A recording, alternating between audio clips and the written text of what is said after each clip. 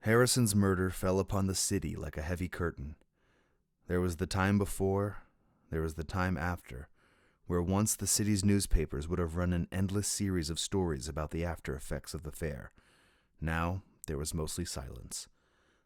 The fair remained open informally on October 31st, and many men and women came to the grounds for one last visit, as if paying their respects to a lost relative. A tearful woman told columnist Teresa Dean, "The goodbye is as sad as any I have known in all the years that I have lived."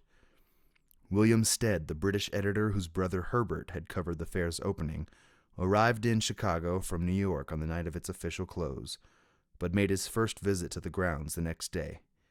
He claimed that nothing he had seen in Paris, Rome, or London was as perfect as the Court of Honor.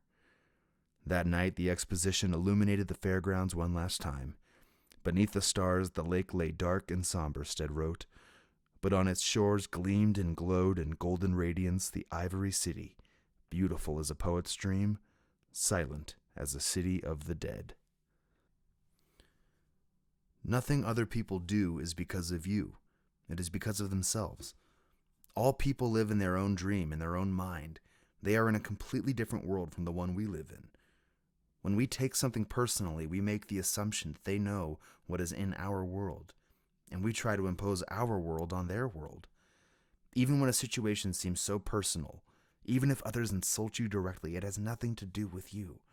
What they say, what they do, and the opinions they give are according to the agreements they have in their own minds. Their point of view comes from all the programming they received during domestication. They toweled off, wrapped in blankets, and sat by the fire. Forrest every once in a while glancing toward the house where Jack and his mother stood in the window. The afternoon began to fade into evening, sparks from the fire swirling in the wind. Jack's mother tensed up, raising her shoulders and rapped sharply on the window with her knuckles. His mother and father exchanged a long look from across the yard, and Jack knew that some essential transaction was occurring.